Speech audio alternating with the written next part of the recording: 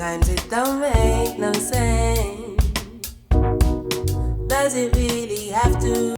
Hi, welcome to Milo's World. Okay, you guys, so I am filming on my laptop, but I'm excited because I'm gonna be filming something fun today. I saw this really cute thing on YouTube called an assumptions tag where people tag you or people write their assumptions of you and then you go through and you answer them, which I think is super cute. So let's get into it. All right, starting from the beginning, let's see. So the first one was like super sweet and very interesting. Someone wrote, I am super confident. Um,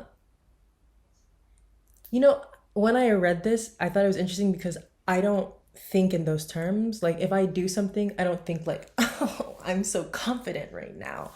I just do things. And I think we all have like innate aspects of us that is confident. For example, like maybe the way that you cook, you don't even think twice about it. You don't have a question in your head about it. You just know you cook well, or let's say you have nice handwriting and you know like no one's going to come for my handwriting. Like I just think sometimes maybe you have certain skills that you don't question.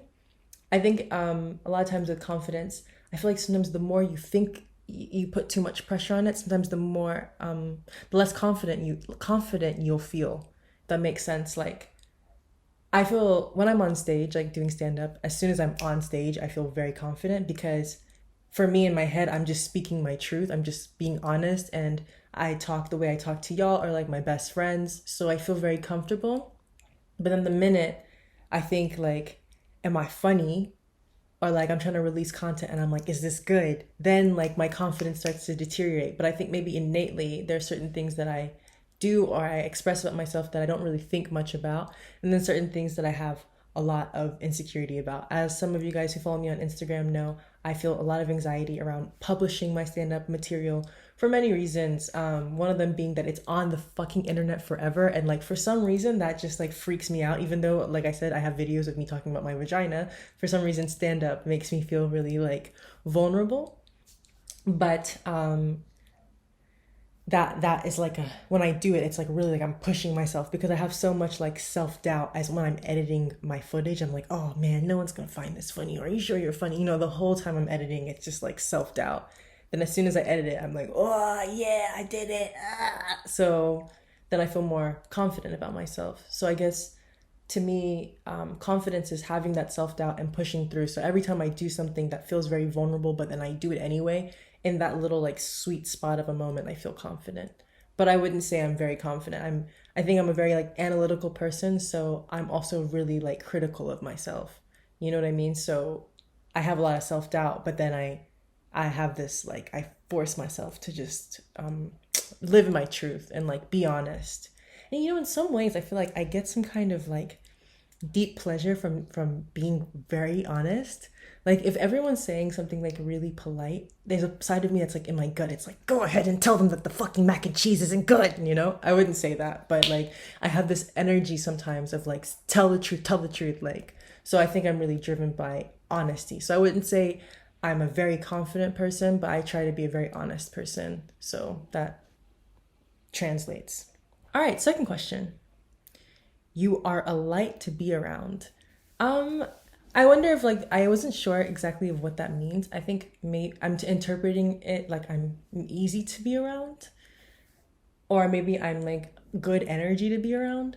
And from my opinion, I would say yes. But then sometimes when I'm around myself, I be driving myself crazy. Like I'd be like, shut the fuck up.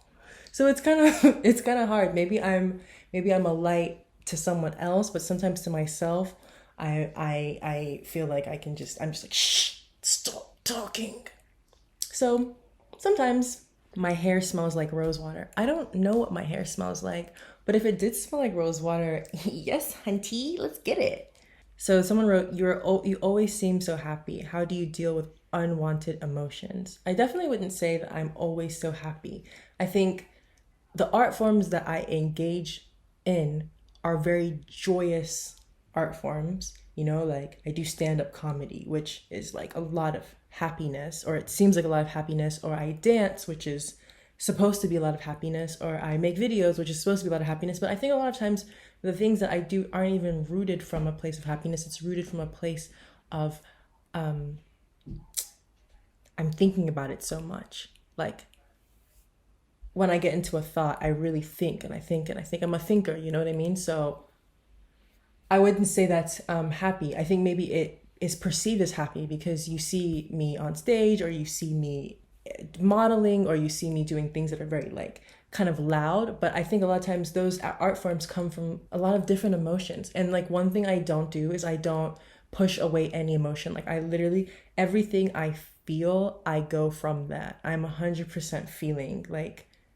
I try not to, I'm literally a feeling person. Like if I go somewhere and suddenly I just have a bad feeling, instead of me just being like, oh, it's a bad feeling, like I'm like, what is that feeling? Like listen to that feeling. I haven't always been like that. I think for a lot of my life, I kind of pushed that away. I'm in a place right now where I'm working through a lot of trauma, and so I wasn't really allowed to feel everything that I feel. So now I'm really important. It's really important for me to feel everything, to allow myself to really like be very emotional. And a lot of my friends are the same way, you know. And I think the more feelings you have, the better you are at expressing those things, because ultimately you can only go so far thinking. Like I'd be having thoughts and I'm like, make a video, or dance it out, or do stand up, or you know what I mean? There's so many ways I really want to express myself. So I wouldn't say I'm happy all the time at all.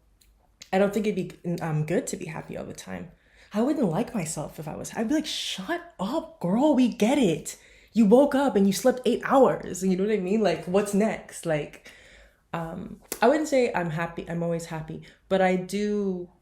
One thing that I know I do is like in my head, I make myself laugh, which isn't always coming from a place of happiness. A lot of times humor is coming from a place of like fucking just meanness or whatever. But I make myself laugh and that brings me joy. So I kind of have a place in myself where I feel good. But I definitely, you know what I'm saying? I be feeling all of a song can come on and I'm like, why did she leave him? You know what I'm saying? Or like, I am very emotional. All ranges, like happiness, joy, rage, sadness, contemplation, thought, alone, like everything I be feeling, girl. Definitely not happy all the time. When I first met you, you were wearing sports gear and you were also tall. I thought you might be a basketball player. I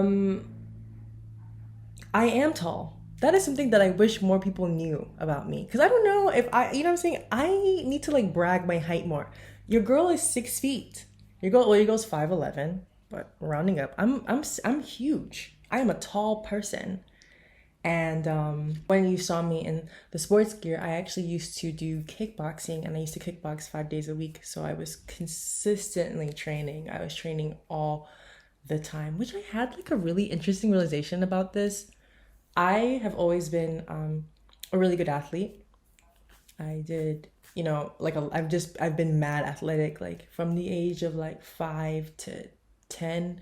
I did competitive gymnastics like 5 days a week. I was doing it at a really like intense professional level. And then I did football, soccer, and then I did softball, and then I did cheerleading, and then I did swimming, and then I did volleyball, and I ran track. I've been going to gym since I was like 13, 14. I've been weightlifting when I was in gymnastics as like a child, which explains like my natural muscle tone. A lot of it was from the work I put in at like 8 as like a gymnast. But I was listening to this podcast by Dr. Therma, who I don't know if you guys know her. She's lit. And she had this woman on, and she was talking, the woman was like, I used to be an athlete and I was so good at pushing my body.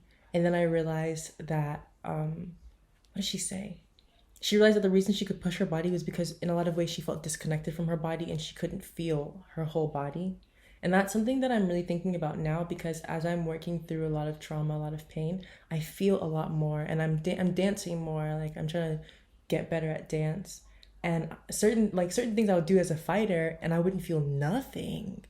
And then I'm as dancing, I'm like, oh, like my hamstring hurts, my knee hurts. Like it's really interesting, but I think it's because I'm allowing my body to feel more instead of just being like, it's nothing. Because you know, sometimes when you fight, like things hurt, but you're like, it's pain's not real, which is, I don't know, it does like longer damage. in a lot of ways. That mentality, not just for fighting, but just in life. Like, feel the feels, y'all. Feel it. Because if you don't feel it, it will bite you in the ass. And I'm speaking from experience. When you suppress things, child, the way it will come back, wow. Don't do that. If there's anything you take from this video, do not suppress your feelings, because it will bite you in the ass and you will have to go to a lot of therapy. I was born like this fabulous. And I would say, was I born like this? You know what? I would say yes. I would say I was born like this. I would say I was born even more like this, but then society made me feel like I shouldn't be like this. I feel like in a lot of ways, my self-work, my self-care, my self-love is learning to return back to myself. Instead of me trying to be something else, trying to be more this, trying to be more that, I'm like, who was I originally before I felt like I had to be someone else to be loved? Like, who was that bitch? Let's get it. Go back to her. Because I feel like when I was like 8 or 9 and I was like doing gymnastics, running outside, eating honeysuckle from the freaking leaves, being outside with bees, just mad bold out here in these streets. You know what I'm saying? Where I was from, I was wearing platform heels at like 7 because I liked that shit. And I was like a tomboy with my platform heels on, ready to knuck if you buck, bitch. Like, I was out here bold, didn't care. Then shit along the way made me feel like I couldn't be like that. I couldn't be all these dualities, and I changed myself. So I want to return back to that girl wearing platform heels, eating honeysuckles, you know what I'm saying, working out, chilling. You know, that's what I want to go back to. So yes, I was born this. I was born more this way. If that makes sense. Anyway, I'm a Gemini. Absolutely not. No, I'm just joking. I know everyone, Geminis are always like the easiest targets in the astrology. My best friend Pollyanna is a Gemini, and I love her. But no, I'm not a twin, but I fuck with the Geminis. I'm actually a Cancer. I'm a Cancer. Are you supposed to say what your like all things are? Or is that like putting out too much information? But I'm a Cancer with a Leo rising and then a Taurus something. I'm active in the performance art, fashion, and modeling scene in Berlin. So I don't live in Berlin right now. I'm in Atlanta. But while I was in Berlin, I would say so. I would never use that language. Like, I would never be like, hi, I'm active in the performing art scene and the modeling scene. Because I feel like I've always really gone to the beat of my own drum. And even though I've been in those scenes, I don't feel like I'm typical in those scenes. You know what I mean? Like, I model, but I actually really don't like to say I model. If you guys know me personally, you know I don't really like that title for myself, because I don't know. It's just, I don't know. But technically, yes, I model. Technically, yes, I am a model. I just don't feel comfortable saying it. And in terms of performing arts, I did drag. I performed, but I just be feeling things, and then I be going for my feelings. So it ends up in me being in those scenes. Yes, that was a long way of saying yes, I am in those scenes. I live in Neukölln. No, I do not live in Neukölln. And Neukölln, for those who are new, is a part of Berlin that is very grungy and artsy and has like a big Arabic and Turkish community and is colorful. But to be honest, I don't really fuck with Neukölln. That's not my area. It's not my Keats. I like Mitte, which is like a place central. I hung around a lot in Mitte and Prenzlauer Berg. I've had really bad experiences in Neukölln. I haven't found that to be safe for myself. It just wasn't, I don't really like being over there, but a lot of my good friends live over there. But no, I don't live there. But I live in Atlanta, so you guys need to catch up. I'm not there no more. Most of my clothes are non-matching colors and textures.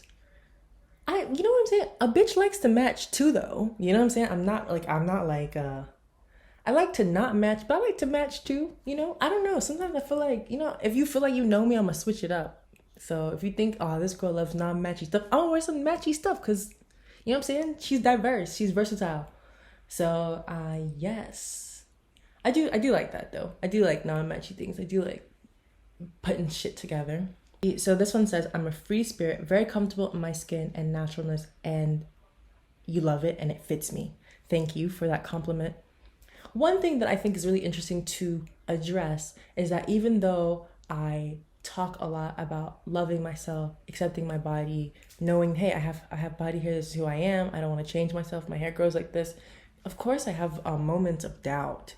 And I really hope, like, I really don't want to be the kind of YouTuber that makes myself seem invincible. Like, I've always not liked YouTubers who I feel like I couldn't see like multiple sides of themselves. Yeah, I feel I have mad insecurities. Like, if I go to, you know what I'm saying, I could take a picture and I'll just be like, all right, whatever, this is you. But if I go to a beach and I have like pubic hair showing and no one has pubic hair showing, or I'm just like the only black girl with pubic hair showing, like, I do feel insecure. It takes me a little while. It might take a few hours before I feel comfortable with myself. But I feel like I'm really driven by honesty. Like, I try really hard. I'm like, I know you're scared, but just live in it. Like, I tell myself that often. So I feel a lot of fear, but I do it anyway. But I want to let everyone know I feel the fear. I feel scared. And some things I'm just kind of like, I can't really change it about myself. Like, I'm not changing it about myself. Like, I don't care. Like, I feel more confident with the hair on my head than I do, say, about body hair. But at the same time, like, I think the hair on your head is, no, I wouldn't say that actually. But just like y'all are learning to love naturalness, I'm learning to love it too, and it's a constant step, and I'm way farther than where I was when I first started. You know what I mean? I'm way more like liberated and free, and in every ways, like it just gets better. The more you push yourself to live in your truth, the better everything gets. But I really appreciate all of you guys for constantly pushing me to live in my truth and holding me accountable to make sure that I don't cower away, and you guys just be cheerleading for me, and I fucking love it. I love my YouTube comments. I love my subscribers. I fuck with y'all heavy. With that being said, I recently made a video about starting a Patreon, and I would love for you guys to join my Patreon, because then your girl can make more content for you and give you some of that exclusive.